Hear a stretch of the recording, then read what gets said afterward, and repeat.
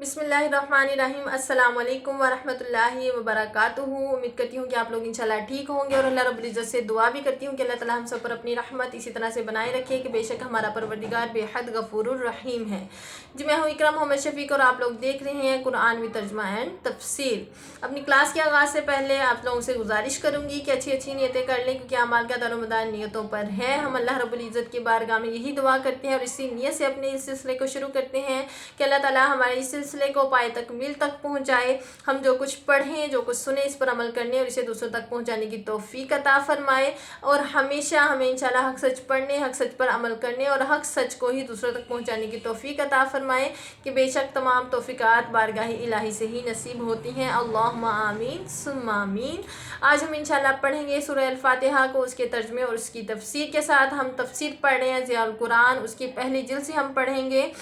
वक्त की किल्लत की वजह से इसका जो तफसीर है वो माशाल्लाह बहुत ज़्यादा डिटेल में है, लेकिन हम इंशाल्लाह आज सूरह फातिहा को कंप्लीट करेंगे तो इसकी जो तफसीर है वो मैं होगी तो यहीं से, लेकिन मैं उसको अपनी वर्डिंग में आपको बयान करूँगी ताकि आप तक बात जो है वो पहुँच जाए। चलें जी, शुरू करते हैं। बिस्मिल्लाहिर्रहमानिर्रहीम। अल का तर्जुमा होता है तमाम या सारी। हम्दु तारीफ़ें, तमाम तारीफ़ें ली वास्ते या के लिए, लिल्लाहि अल्लाह के लिए हैं। तमाम तारीफ़ें अल्लाह के लिए हैं। रब्बिल आलमीन, जो सारे जहानों को पालने वाला है। यानी इसका जो बामुहावरा तर्जुमा है वो ये है, सब तारीफ़ें अल्लाह के लिए हैं जो सारे जहानों को पालने वाला है। कितनी खूबसूरत ये आयत मुबारका है कि इसमें हम अपने रब्बे करीम की तारीफ़ कर रहे हैं। हम्द कहते हैं तारीफ़ को, हर खूबी और कमाल जिसका ज़हूर, इख्तियार और इरादे से हो, इसे अरबी में हम्द कहते हैं। तो हम जो भी तारीफ़ है डायरेक्ट करें या इनडायरेक्ट करें वो हम अपने परवरदिगार की ही करते हैं। मिसाल के तौर पर अगर हम कहें कि ये शख्स कितना खूबसूरत है, ये भी अल्लाह की ही तारीफ़ है। या हम उसको ये कहें कि आपको रब ताला ने कितना खूबसूरत तख्लीक फरमाया है, तो ये तारीफ़ भी दर हकीकत अल्लाह ही के लिए, अल्लाह ही की है। तो इसका मतलब ये हुआ कि तारीफ़ डायरेक्ट हो या इनडायरेक्ट हो, अल्लाह रब्बुल इज़्ज़त की ही तारीफ़ होती है। और हो भी क्यों ना, क्योंकि वही ज़ात है जो सारे जहानों को पालने वाली है। आलमीन जमा है आलम की। तो इसका मतलब ये हुआ, इससे हमें ये पता चला कि सिर्फ जो रब है वो हमारा ही मालिक नहीं है, सिर्फ हमें ही नहीं पालता, बल्कि जितने भी जहान हैं जो हमारी इल्म में नहीं, जो हमारी अक्लें जिनका इयादा नहीं कर सकती, उन सबको पालने वाली जो ज़ात है वो अल्लाह रब्बुल इज़्ज़त की ही ज़ात है। अगली आयत मुबारका अर्रहमानिर्रहीम, यानी बहुत ही मेहरबान, हमेशा रहम फरमाने वाला। अल्लाह ताला ने कुरान करीम की पहली सूरा में उसकी दूसरी आयत मुबारका में अपनी रहमानियत की जो सिफ़ात, रहीम और रहमानियत की जो सिफ़ात हैं उनका जिक्र फरमाया। और इससे यही मालूम होता है कि जो हमारा परवरदिगार है वो बेहद गफूरुर रहीम है। उसी की ही रहमत है कि हम इतने गुनहगार होने के बावजूद जो हैं हम ज़िंदा हैं, हमें रिस्क मिल रहा है, हम अपनी ज़िंदगियों को बड़ी बेबाकी से जो है वो गुजार रहे हैं। हम बहुत अच्छे से जानते हैं कि हम बड़े गुनहगार हैं, लेकिन जो अल्लाह रब्बुल इज़्ज़त की ज़ात है वो बहुत ही मेहरबान है। और अल्लाह ताला ने जो अपनी पहली जो सिफ़ात जिनको बयान फरमाया है वो रहमानियत की सिफ़ात हैं, ताकि अल्लाह रब्बुल इज़्ज़त का मकसद यही है, अल्लाह ताला की ज़ात यही चाहती है कि जो मेरा बंदा है वो मुझसे डरे नहीं, बल्कि मेरी रहमानियत को देखते हुए मेरी तरफ कदम बढ़ाए। अगर उससे गुनाह सरज़द हो जाएं और वो अपने गुनाहों पर शर्मिंदा हो, अगर उससे ख़ताएँ हो जाएं, उससे गुनाह हो जाएं और वो उनके ऊपर शर्मिंदा हो और मेरी बारगाह में न्याज़मंदाना होकर आए, आजिज़ी के साथ आए, शर्मिंदगी के साथ आए, तो उसे ये खौफ ना हो कि ये जो बारगाह है इससे मैं धुतकारा जाऊँगा, ऐसा हरगिज़ नहीं है। अल्लाह ताला ने अपनी रहमानियत की सिफ़ात का इसलिए यहाँ पर जिक्र फरमाया ताकि अल्लाह के बंदे का जो रिश्ता है अपने परवरदिगार के साथ, जो रिश्ता हो वो रहमानियत पे हो, उसको ये उम्मीद हो, उसको पूरा यकीन हो कि मैं चाहे जितना भी गुनहगार हूँ, जितना भी ख़ताकार हूँ, जितना भी सियाकार हूँ, अगर मैं बारगाह इलाही में अपने दस्ते दराज करूँगा तो मुझे वहाँ से मायूस नहीं लौटाया जाएगा। मेरे रब्बे करीम का जो दामाने रहमत है वो मुझे समेट लेगा, मेरे गुनाहों के अफ़ू दरगुज़र फरमाएगा, मेरी जो ख़ताएँ हैं उनको माफ़ फरमाएगा और अपनी रहमत से मुझे जो है वो नवाज देगा। ईमान की जो दौलत है उससे नूरो नूर फरमा देगा। तो अल्लाह ताला ने अपनी जो कुरान करीम में सिफ़ात का बयान फरमाया है वो रहमान और रहमानियत की सिफ़ात हैं। علی آئے مبارکہ پڑھتے ہیں مالکی، مالک ہے، یوم الدین روز جزا کا۔ یہ بہت ہی خوبصورت آیت مبارکہ ہے۔ اگر اسی کے اوپر ہم اسی کے اوپر عمل کر لیں اپنی زندگی میں تو ہماری زندگیاں جو ہیں وہ سنور جائیں۔ کتنا خوبصورت اس کا ترجمہ ہے۔ مالکی، مالک ہے، یوم الدین روز جزا کا، یومی یعنی کہ روز کا، دن کا، دین یعنی جزا کا جو دن ہے، یعنی مالک ہے روز جزا کا۔ جو ہمارا پروردگار ہے وہ صرف ہماری زندگیوں کا ہی مالک نہیں ہے بلکہ وہ روز جزا کا بھی مالک ہے۔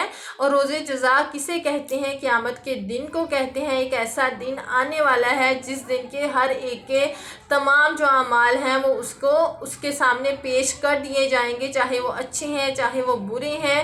ہم مانتے تو ہیں کہ قیامت آئے گی، قیامت آنے والی ہے، لیکن ہم اس کو اپناتے نہیں ہیں، اس کے اوپر عمل نہیں کرتے۔ ہمارے لیے صرف یہ سنی سنائی چیزیں ہیں، ادھر سے سن لی اور ادھر سے نکال دی، ایسا ہرگز نہیں ہونا چاہیے۔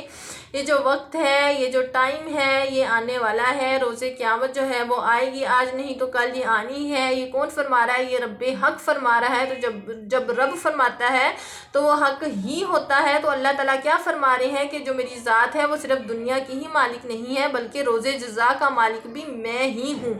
میں ہی ہوں جس کی عدالت لگے گی، میں ہی ہوں جس کے سامنے سب اعمال جو ہیں وہ پیش کیے جائیں گے۔ تمام انسان، تمام مخلوقات جو ہیں بارگاہ الہی میں حاضر ہوں گی، اور روز جزا ایسا دن ہوگا کہ جس دن کے ہر ایک کو اس کے اعمال کے مطابق جزا اور سزا دی جائے گی۔ ٹھیک ہے، یہ جو جنت اور دوزخ کا تصور ہے وہ ایسے ہی نہیں ہے کہ اللہ تعالیٰ نے انسان کو پیدا فرمایا، اس کو دنیا میں بھیج دیا اور اس کو ساری آسائشیں دے دی اور اس کو کھلی چھوٹ دے دی کہ وہ جو چاہے وہ کرے، ایسا ہرگز نہیں ہے۔ ایک روز جزا بھی ہے، ایک روز قیامت بھی ہے جو ہم اس دنیا میں کر رہے ہیں، چاہے وہ اچھے اعمال ہیں چاہے وہ برے اعمال ہیں، اس کا حساب ہم نے دینا ہے۔ ایک دن آنے والا ہے جب کہ ہم بارگاہ الہی میں حاضر ہوں گے اور ہمارے جو نامہ اعمال ہیں وہ ہمارے سامنے رکھ دیے جائیں گے۔ وہ اعمال، وہ کام یا کارنامے، جسے کہہ لیں کرتوتے کہہ لیں، جسے ہم کر کے بھول گئے ہیں۔ ہمیں نہیں پتا ہم نے کتنوں کے دل توڑے ہیں، ہمیں نہیں پتا کہ کتنوں کی آنکھوں میں ہماری وجہ سے آنسو آ گئے ہیں، ہمیں نہیں پتا کہ ہم جو کر رہے ہیں وہ ٹھیک ہے غلط ہے، یہ کرنے کا ہمیں حکم ملا ہے یا نہیں ملا، ہمیں اس سے رکنے کا حکم تو نہیں ملا بلکہ ہم کر جاتے ہیں۔ تو یہ جو چیزیں ہیں یہ کاؤنٹ ہوں گی۔ پتہ ہے ہمارا جو آج کل کا ہمارا مائنڈ ایسے سیٹ ہو گیا، ہم یہ سمجھتے ہیں کہ جیسے دنیا چل رہی ہے اگر ہم ان کے جیسے بن جائیں گے، ان کی طرح چلیں گے تبھی ہم کامیاب ہوں گے۔ اگر ہم ان کی طرح نہیں چلیں گے، جیسے ٹرینڈز دنیا میں ہیں، اگر ہم ان کو اپنائیں گے نہیں تو ہمیں کامیابی نہیں ملے گی۔ تو میرے بہنوں، میری ماؤں، میرے عزیزوں، ایسا ہرگز نہیں ہے۔ ہمیں جس چیز کو کرنے کا حکم دیا گیا ہے ہمیں وہی کرنا چاہیے۔ اگر ہم وہ کریں گے تو پھر ہم کامیاب ہیں، اگر ہم وہ نہیں کریں گے تو ہم کامیاب نہیں ہوں گے۔ یہ صرف فضول سے ہمارے جو سوچ ہے جو ہے نا، یہ جو بن گئی ہے بہت ہی فضول ہے کہ جو کچھ دنیا میں ہو رہا ہے اس کے مطابق ہی ہمیں چلنا ہے۔ دیکھیں دنیا ہم سے ہے، جو ہم کریں گے وہی دنیا کا ٹرینڈ بنے گا، تو ہمیں چاہیے کہ ہم وہ کریں جس کا ہمیں حکم ملا ہے اور اس چیز سے باز رہیں جس سے باز رہنے کا جو ہے وہ ہمیں حکم دیا گیا ہے۔ تو یہ قرآن کریم کی جو پہلی صورت ہے اس کی جو تیسری آیت مبارکہ ہے وہ اسی چیز کی طرف اشارہ کر رہی ہے کہ انسان، اے غافل انسان باز آ جاؤ، اے غافل انسان اپنے خالق حقیقی کی طرف لوٹ آؤ کہ ایک دن آنے والا ہے اور وہ دن آ کے رہے گا جب کہ تمہارے نیک و بد اعمال جو ہیں وہ بارگاہ الہی میں پیش ہوں گے، تم اپنے رب کی بارگاہ میں پیش کیے جاؤ گے اور تمہیں اپنے اعمال کا حساب جو ہے وہ دیا جائے گا۔ اور بہت ہی افسوس کی بات ہے، بہت ہی افسوس کے ساتھ کہنا پڑ رہا ہے کہ حقیقت اس کے بالکل ہی برعکس ہے۔ ہم سنتے تو ہیں کہ ہم نے مرنا ہے، ہم سنتے ہیں قیامت آئے گی، کچھ وقت کے لیے ہمیں اس چیز کا احساس ہوتا ہے کہ ہاں ہم نے مرنا ہے، ہم نے اللہ کی بارگاہ میں حاضر ہونا ہے، ہمارے نامہ اعمال پیش کیے جائیں گے، لیکن باوجود اس کے تھوڑی دیر کے بعد ہمارے جو وہ احساسات ہوتے ہیں وہ بالکل ہی بدل جاتے ہیں، ہم دنیا کی طرف آ جاتے ہیں۔ ایسا نہیں ہے، اور کچھ لوگوں کا ایسا بھی مائنڈ سیٹ ہے کہ اگر ہم دین کی طرف آئیں گے تو ہماری دنیا جو ہے وہ رہ جائے گی۔ ایسا ہرگز نہیں ہے، کیونکہ ہم جو دعا کرتے ہیں کتنی خوبصورت دعا ہے، اللہ تعالیٰ نے ہمیں سکھائی ہے، ربنا آتنا فی الدنیا۔ دیکھنا پہلے دنیا کی بھلائی کا سوال انسان کرتا ہے، اس کے بعد آخرت آئے گی، کیونکہ پہلے دنیا ہے پھر ہی آخرت ہے۔ تو ہماری یہ جو زندگی ہے اس کا جو آگے آنے والی زندگی ہے یہ جو زندگی ہے یہ اس زندگی کی بنیاد ہے۔ اگر ہم اپنی اس زندگی کو اس طرح سے گزاریں گے جس طرح سے گزارنے کا حق ہے، جس طرح سے گزارنے کا ہمیں حکم دیا گیا ہے، تو ہم اگلی زندگی میں بھی کامیاب ہوں گے۔ اور ایسا ہرگز نہیں ہے کہ ہم اس زندگی میں استغفر اللہ ناکام ہو گیا، ایسا بھی نہیں ہے۔ ہماری زندگیوں کو چلانے والی ذات اللہ تعالیٰ کی ہے، ہمیں پالنے والی ذات اللہ تعالیٰ کی ہے، ہمارے تمام معاملات جو ہیں وہ سنبھالنے والی ذات اللہ کی ہے۔ جب ہم اپنی اس رب کریم کی ذات پر بھروسہ کریں گے اور وہ کام کریں گے، ایسی زندگی بسر کریں گے جس کو بسر کرنے کا ہمیں حکم دیا گیا ہے، تو ہم کامیاب ہی کامیاب ہیں۔ یہ جو ہماری سوچ ہے، یہ جو ہماری سو کولڈ عجیب سی سوچ ہو گئی ہے، اس کو بدلنے کی ضرورت ہے۔ ہم کوئی دوسری دنیا نہیں بنائیں گے اگر ہم دین پہ عمل کریں گے، ہم کچھ الگ نہیں ہو جائیں گے دنیا سے ہٹ کے۔ ہم اس دنیا ایسا نہیں کہ ہم اس دنیا کے ہی نہیں رہیں گے، ایسا ہرگز نہیں ہے۔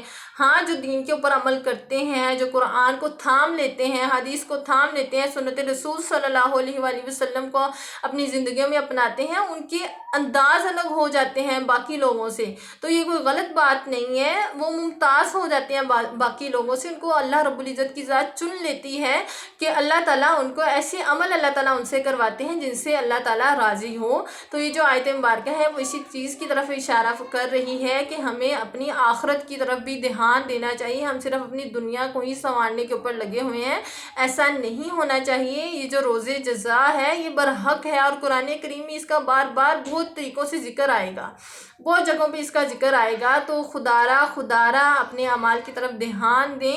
ایسا ہرگز نہیں ہے کہ جیسے دنیا چل رہی ہے، جیسے دنیا ہو گئی ہے ہم ویسے ہوں گے تو ہم کامیاب ہوں گے، ایسا ہرگز نہیں ہے۔ ہمیں کامیابی تب ہی ملے گی جب ہم اپنے خالق حقیقی کے بتائے ہوئے راستوں پر چلیں گے، جب ہم اپنے مالک حقیقی کے احکام پر عمل کریں گے، تب ہی ہماری زندگی جو ہے وہ کامیاب ہوگی۔ اور اگر ہم اسی آیت مبارکہ کو اپنی زندگیوں میں اپنا لیں، اسی کے اوپر عمل کر لیں، تو ہماری زندگیاں جو ہیں وہ کامیاب و کامران جو ہیں وہ ہوں گی۔ اگلی بھی آیت مبارکہ بہت ہی خوبصورت ہے۔ یا صرف کا تیری نعبدو، نہ ہم نعبدو عبادت کرتے ہیں، کہ تیری ہی ہم عبادت کرتے ہیں، صرف تیری ہی ہم عبادت کرتے ہیں۔ اور کا صرف تجھ سے ہی نستعین، ہم مدد چاہتے ہیں۔ ٹھیک ہے، کتنا خوبصورت ہے کہ اگر ہمیں زندگی میں کوئی مشکل آ جائے، پہلے محاورہ ترجمہ اس کا پڑھ لیتے ہیں۔ ایاک نعبد و ایاک نستعین، ہم تیری ہی عبادت کرتے ہیں اور تجھی سے مدد جو ہے وہ ہم چاہتے ہیں۔ کتنی خوبصورت یہ آیت مبارکہ ہے، اس میں ہمیں ایک طریقہ بتا دیا گیا ہے کہ اگر ہمارے اوپر کوئی مشکل آ جائے، کوئی مصیبت آ جائے، کوئی تکلیف آ جائے، تو ایسا نہیں ہے کہ ہم بس بیٹھیں اور ہاتھ پھیلائیں اور کہیں جی ہماری یہ مشکل آسان ہو جائے، ہماری یہ مصیبت جو ہے وہ دور ہو جائے، ایسا نہیں ہے، بلکہ طریقہ کار سکھا دیا گیا ہے کہ طریقہ کار کیا ہے۔ پہلے ہم اپنے رب کی عبادت کریں، پھر ہم اس سے دعا مانگیں، تو یقیناً ہماری جو مشکلات ہیں ہمارا پروردگار وہ آسان فرمائے گا۔ یہاں پہ جو مفسر ہیں وہ یہی بیان کر رہے ہیں ایک پوائنٹ، کہ جو مفسرین ہیں ان کا معنی یہی ہے کہ جو سجدہ ہے وہی اس سے مراد، عبادت سے مراد جو ہم نے پڑھا کہ اس سے مراد سجدہ ہے، ایسا ہرگز نہیں ہے، بلکہ تمام نماز اور جو بھی اعمال ہے وہ سارا اللہ تعالیٰ کی عبادت ہی ہے۔ صرف نماز پڑھنا اللہ کی عبادت نہیں ہے، بلکہ کسی کی مدد کرنا بھی اللہ تعالیٰ کی عبادت میں شامل ہے۔ اگر کوئی مشکل میں ہے، اس کی مشکل کو آسان کرنا بھی اللہ تعالیٰ کی عبادت میں ہی شامل ہے۔ اگر کوئی مصیبت میں ہے تو اس کی مصیبت دور کرنے والی ذات اللہ تعالیٰ کی ہے، مشکلات کو آسان کرنے والی ذات بھی اللہ تعالیٰ کی ہے۔ اگر ہم اس کا وسیلہ بنے ان کی مشکلات کو دور کرنے کا، ان کی مشکلات کو آسان کرنے کا، ان کے مصائب کو دور کرنے کا، تو یہ اللہ تعالیٰ ہی کی کرم نوازی ہے۔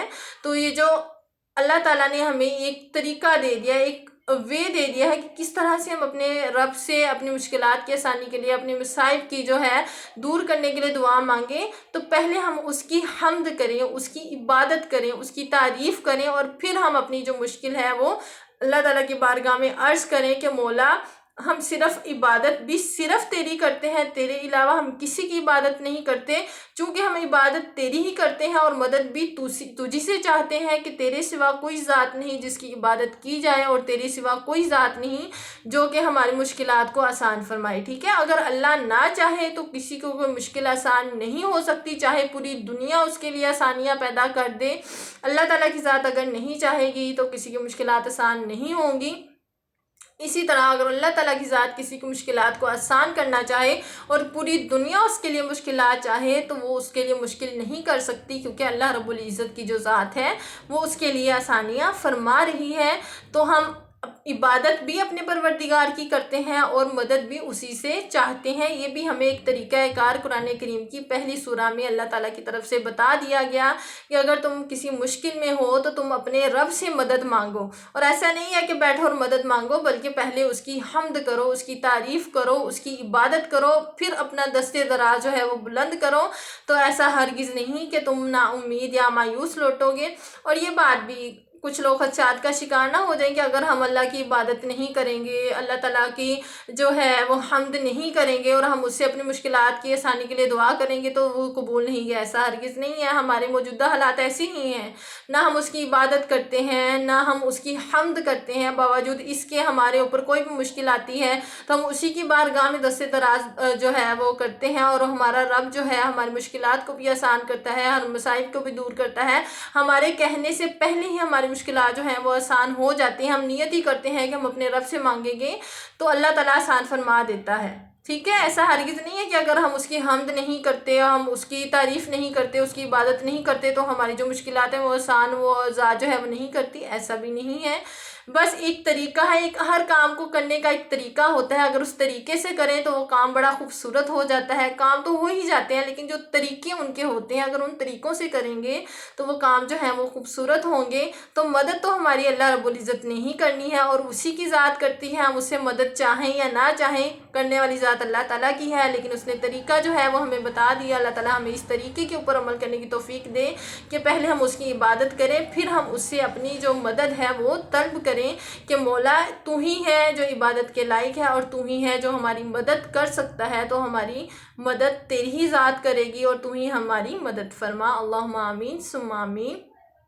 اگلی آیت مبارکہ پڑھتے ہیں، یہ دعا ہے، ٹھیک ہے۔ یہ جو سورہ ہے یہ پوری ایک دعا ہے۔ پہلے اللہ تعالیٰ کی حمد ہوئی، پھر اس کی جو ہے اس کی کبریائی، اس کی ملکیت بیان کی گئی۔ پہلی آیت مبارکہ کیا ہے؟ الحمدللہ رب العالمین، تمام تعریفیں اللہ کے لیے ہیں۔ الرحمن الرحیم، جو بڑا ہی مہربان نہایت رحم فرمانے والا ہے۔ مالک یوم الدین، اب اس کی ملک بیان ہوئی، اس کے اختیارات کا یہاں پہ بیان ہو رہا ہے کہ وہ جو مالک ہے وہ صرف دنیا کا مالک نہیں ہے بلکہ روز جزا کا بھی مالک ہے۔ ایاک نعبد و ایاک نستعین، ہم تجھی سے مدد چاہتے، تیری ہی عبادت کرتے ہیں اور تجھی سے ہی مدد چاہتے ہیں۔ اب یہاں یہ جو اگلی آیت مبارکہ ہے یہ مین یہ جو اوپر جتنا بھی ہوا ہے نا، جو جتنا بھی بیان کیا گیا ہے اس کا مین پوائنٹ کیا ہے؟ وہ یہ دعا ہے، یہ اگلی آیت مبارکہ ہے، اہدنا، چلا ہم کو تو، ٹھیک ہے، اہدنا، چلا ہم کو تو، نصراط، سیدھے، نصراط، راستہ، مستقیم، سیدھے راستے پر، ٹھیک ہے، اہدنا الصراط المستقیم، چلا ہم کو سیدھے راستے پر، ٹھیک ہے۔ یہاں پہ یہ نہیں کہا گیا کہ چلا مجھے سیدھے راستے پر، ایسا نہیں ہے، بلکہ تمام مسلمین کو یہاں پہ شامل کیا گیا ہے۔ اللہ تعالیٰ سے دعا کیا مانگی گئی ہے؟ جو پیچھے آیت مبارکہ ہے ایاک نعبد و ایاک نستعین، کس طرح کی مدد چاہی گئی ہے کہ یا اللہ ہمیں ایسے راستے، سیدھے راستے پر چلا، ہم شیطان کے وسوسوں سے ہمیں بچا، جو نفس ہے اس کی شیطانیوں سے ہمیں بچاتے ہوئے ہم تیری عبادت کرتے ہیں، اور شیطان سے، نفس سے ہم تیری ہی پناہ چاہتے ہیں، ان کے مد مقابل ہم تجھ سے ہی مدد چاہتے ہیں کہ مولا تو ہماری مدد فرما، تو ہمیں شیطان کے وسوسوں سے بچا لے، تو ہمیں نفس کی شیطانیوں سے بچا کے ہمیں سیدھے راستے پر چلا ہم کو سیدھے راستے پر۔ یہاں بھی صرف اپنے لیے جو ہے وہ نہیں مانگی گئی دعا کہ صرف مجھے سیدھے راستے پر چلا، بلکہ تمام مسلمین، تمام مسلمات جو ہیں ان کے لیے دعا کی گئی ہے کہ رب کریم، اے ہمارے پروردگار، تو ہم سب کو سیدھے راستے پر چلا تاکہ ہم شیطان کے چنگل میں نہ پھنس جائیں، ہم جو نفس ہے اس کی شیطانیوں کا شکار نہ ہو جائیں، ہمیں ان سے بچاتے ہوئے، ان سے اپنی پناہ میں لیتے ہوئے اپنی رحمت کے جو دروازے ہیں ہم پر کھول دے اور ہمیں سیدھے راستے پر چلا، ٹھیک ہے۔ سیدھا راستہ کن کا ہے؟ اگلی آیت مبارکہ میں بیان ہو رہا ہے، صراط، راستہ، صراط الذین، ان کا، انعمت، جن پر تو نے انعام فرمایا، ٹھیک ہے، صراط الذین انعمت علیہم، راستہ ان کا جن پر تو نے انعام فرمایا، غیر المغضوبی، نہ کہ ان کا جن پر مغضوبی تو نے غضب کیا، غضب کیا علیہم ان پر، اور لعنہم وللضالین گمراہوں کا راستہ، ٹھیک ہے۔ اہدنا الصراط والمستقیم صراط الذین انعمت علیہم، چلا ہمیں ان کے راستے پر جن پر تو نے انعام کیا، غیر المغضوب نہ کہ ان کے راستے پر جن پر تو نے غضب کیا، علیہم وللضالین اور نہ ہی ان کے جو کہ گمراہ ہیں، ٹھیک ہے۔ اللہ تعالیٰ نے یہاں پر بتا دیا کہ جو سیدھا راستہ ہے وہ کن کا ہے۔ سیدھا راستہ اللہ تعالیٰ کے نیک بندوں کا ہے، ان کا ہے جو سیدھے راستے پر چلتے ہیں، اور مفسرین کے مطابق مفسرین کرام جو ہیں وہ یہی بیان کرتے ہیں یہ جو سیدھا راستہ ہے وہ نبی کریم صلی اللہ علیہ وآلہ وسلم کا راستہ ہے، جس پر تمام انبیاء کرام جو ہیں انہی کا راستہ ہے، تمام جو صدیقین ہیں، تمام شہداء ہیں، یہ جو راستہ ہے یہ ان کا راستہ ہے، نبی کریم صلی اللہ علیہ وآلہ وسلم کا راستہ ہے۔ اسی راستے کے اوپر سارے صحابہ صحابیات رضی اللہ تعالیٰ عنہم اجمعین جو ہیں انہوں نے عمل کیا، تمام اولیاء اعظام اسی راستے پر ہیں۔ تو یہی وہ راستہ ہے جس پر ہمیں تمام مسلمانوں کو، تمام انسانوں کو چلنا چاہیے، ٹھیک ہے۔ پہلے یہ جو کتنی خوبصورت یہ دعا ہے، کتنی خوبصورت یہ سورہ مبارکہ ہے کہ پہلے اللہ تعالیٰ کی حمد بیان ہوئی، پھر اس کی رحمانیت کی جو صفات ہے اس کا بیان ہوا، پھر اللہ تعالیٰ کی ملکیت کا بیان ہوا کہ اللہ تعالیٰ ہی ہے وہ ذات جو کہ روز قیامت کی بھی مالک ہے، پھر یہی بیان ہوا کہ ہم اسی کی مدد چاہتے ہیں، اسی کی عبادت کرتے ہیں اور اسی کی مدد چاہتے ہیں۔ اس کے بعد یہ آیت مبارکہ آئی کہ اللہ تعالیٰ ہمیں سیدھے راستے پر چلائے، اور جو آخری آیت مبارکہ ہے وہ کتنی خوبصورت ہے کہ یہاں پہ ہمیں یہ بھی بتا دیا گیا، صرف یہ نہیں کہا کہ سیدھے راستے پر چلا اور سورہ جو ہے وہ مکمل ہوگی، ایسا ہرگز نہیں ہے، بلکہ اگلی آیت مبارکہ میں بتا دیا گیا، وضاحت کر دی گئی کہ جو سیدھا راستہ ہے وہ کن کا راستہ ہے، وہ نبی کریم صلی اللہ علیہ وآلہ وسلم کا راستہ ہے، جس راستے کے اوپر تمام صدیقین ہیں، تمام شہداء ہیں، تمام انبیاء کرام علیہم السلام اجمعین ہیں، اور وہی راستہ جو ہے وہ سیدھا ہے اور اسی کے اوپر ہمیں چلنا چاہیے، اور یہی وہ لوگ ہیں جن پر اللہ رب العزت نے انعام فرمایا اور انہوں نے اس راستے کو اختیار کیا جو راستہ اللہ تعالیٰ نے ان کے لیے چنا ہے، جس کا اللہ تعالیٰ نے انہیں حکم فرمایا ہے۔ یہاں پر دو چیزیں بیان ہوئی کہ ان کے راستے پر چلا جن پر تو نے انعام فرمایا، اور بچا ہمیں ان سے جن پر تو نے غضب کیا اور جو کہ گمراہ ہیں۔ یہاں پہ جو مفسرین اکرام ہیں ان کا کہنا، جمہور علماء جو ہیں ان کا کہنا یہی ہے، مغضوب سے مراد جو قوم ہے وہ یہود ہے، یعنی حضرت موسیٰ علیہ السلام کی قوم، اور ضالین سے مراد جو قوم ہے وہ عیسائی ہیں، یعنی حضرت عیسیٰ علیہ السلام کی قوم، یعنی گمراہ جو ہوئے، جن پر غضب ہوا وہ یہود تھے، اور جو گمراہ ہوئے وہ عیسائی ہیں کہ انہوں نے معاذ اللہ استغفر اللہ حضرت عیسیٰ علیہ السلام کو جو ہے وہ استغفر اللہ معاذ اللہ اللہ تعالیٰ کا بیٹا مانا ہوا ہے، حالانکہ سورہ اخلاص میں اللہ تعالیٰ نے اس کی بالکل ہی نفی فرما دی ہے، اللہ تعالیٰ اولاد سے پاک ہے، نہ اللہ تعالیٰ کو کسی نے جنا، نہ اللہ تعالیٰ نے کسی کو جنا، اور نہ ہی کسی نے اللہ رب العزت کو جنا۔ اللہ تعالیٰ ایسے عقائد سے ہم سب کو محفوظ فرمائے۔ تو کتنی خوبصورت یہ سورہ مبارکہ ہے، اس کو جو ہے اللہ تعالیٰ ہمیں اپنی زندگیوں میں اپنانے کی توفیق دے۔ اسی طرح سے آج سے جب بھی ہم پڑھیں اس کا ترجمہ اور اس کی تفسیر اللہ تعالیٰ ہمارے جو ذہن ہے ان میں ذہن نشین رکھے، تاکہ اس کو پڑھنے کا جو لطف ہے، اس کو پڑھنے کا جو مزہ ہے وہ انشاءاللہ اور زیادہ دوبالا ہو جائے۔ ہم پڑھ رہے ہیں ضیاء القرآن کی تفسیر، لیکن میں نے اس کو اپنے اس سے کنکلیوژن جو مجھے یہاں سے ملا، میں نے اس کو اس طرح سے بیان کیا تاکہ بات جو ہے اس کو میں بہت ہی آسان طریقے سے آپ تک پہنچا دوں، کوئی مشکل نہ آئے، کوئی آپ لوگوں کو ڈیفیکلٹی نہ ہو، اس لیے تفسیر یہیں سے ہے۔ ایسا ہرگز نہیں ہے کہ میں اپنے سے ہی تفسیر بیان کر رہی ہوں، بالکل نہیں ہے، میں نے یہیں سے پڑھ کے یہ چیزیں سیکھی ہیں، اور میں آپ کو یہی جو چیزیں میں نے سیکھی ہیں اس کا آپ لوگوں کو بیان کر رہی ہوں، تاکہ جو بات ہے وہ آپ کو آسان الفاظ میں سمجھ آ جائے۔ امید کرتی ہوں کہ انشاءاللہ آپ لوگوں کو سمجھ آ جائے گی۔ بس اللہ تعالیٰ ہمیں جو ہم نے پڑھا ہے اس پر عمل کرنے کی اور اس کی اہمیت کو سمجھنے کی بھی توفیق عطا فرمائے، اسے دوسروں تک پہنچانے کی بھی توفیق عطا فرمائے۔ کل ہم انشاءاللہ سورہ بقرہ جو ہے اس کا ہم سٹارٹ کریں گے۔ تب تک کے لیے اللہ حافظ، اللہ حامی و ناصر۔ السلام علیکم ورحمۃ اللہ وبرکاتہ۔